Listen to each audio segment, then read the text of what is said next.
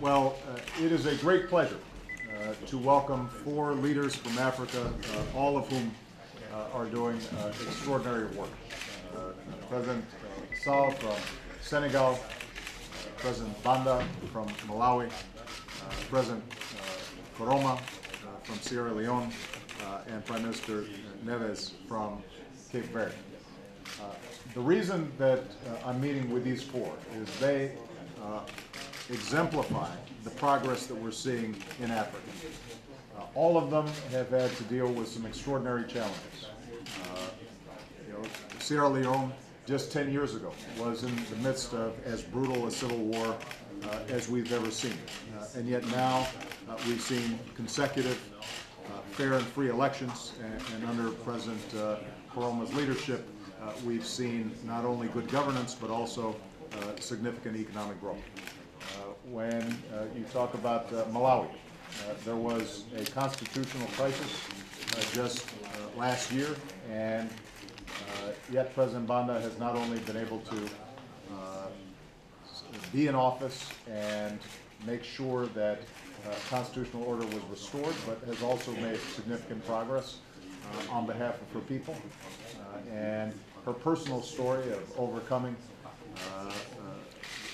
a history of abuse and leading women throughout her country, I think, indicates the kinds of progress that can be made when you've got strong leadership. The same is true for His Excellency President Sall. There were some bumps in the road in terms of transition from the previous president, and yet the Senegalese rose up at a grassroots level and sustained their democracy. And Cape Verde is a real success story. We were hearing from Prime Minister Neves about the fact that just in a few decades they've moved from a per capita income of maybe $200 a year to now $4,000 a year, and are now moving into the middle of the pack in terms of development levels because of good governance and management. So what our discussion has focused on is, number one, how do we continue to build on strong democracies? How do we continue to build on transparency and accountability? Because what we've learned over the last several decades is that when you've got good governance, when you have democracies that work, sound management of public funds, transparency and accountability to the citizens that put leaders in place, it turns out that that is not only good for the state and the functioning of government, it's also good for economic development because it gives people confidence, it attracts business, it facilitates trade and commerce. And all of these leaders have good stories to tell on that. They recognize that there's still more work to be done, and so I'm very pleased that all of them are looking to move forward on the open government partnership that we helped to organize through the United Nations several years ago, and that we are now seeing countries from all across the world sign up for, setting up international norms for accountability and transparency that can lead to good governance. We also talked about the economic situation, and all of us recognize that although Africa has actually been growing faster than almost every other region of the world, it started from a low baseline and it still has a lot of work to do. That means building human capacity and improving education and job skills for rapidly growing and young populations. It means improving access to energy and transportation sectors. And so we discussed how the United States can continue to partner effectively with each of these countries. And then we finally talked about young people generally and how we can mobilize the next generation of African leadership. And individuals like President Koroma have taken great interest in finding additional ways that we can recruit and engage young people, not only to get involved in public service, but also to get involved in entrepreneurship that helps build these countries.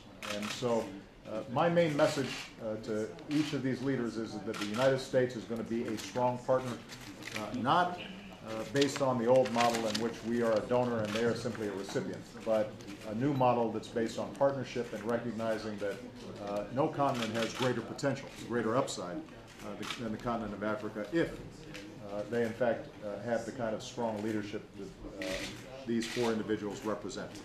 And we intend to continue to engage with them through a range of programs, through the Millennium Challenge, through the USAID, through the PEPFAR programs, but we're also looking for new models that can potentially improve our bilateral relations even more. Last point I'd make, we all discussed some of the regional challenges involved. Obviously, economic development, prosperity doesn't happen if you have constant conflict.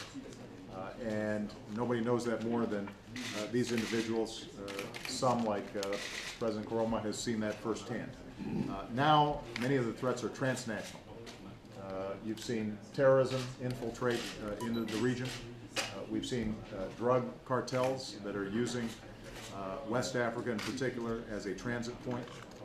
All of this undermines some of the progress that's been made, and so the United States will continue to cooperate with each of these countries to try to find smart solutions so that they can build additional capacity and make sure that these cancers don't grow in their region. And the United States intends to be a strong partner for that. So I just want to say to each of them, thank you for your extraordinary work. You should know that you have a great friend in the United States, in the people of the United States, and in the President of the United States, because we believe that if you're successful, that ultimately will help us grow our economies and contribute to a more peaceful world as well. So, thank you very much. Mr. Ernest. Thank you, guys. Yeah, Mandela. Well, obviously, we're all deeply concerned with Nelson Mandela's health. He's a hero, I think, to all of us. I'm sure that I speak for the other leaders here. And we will be keeping him in our thoughts and prayers, and his entire family.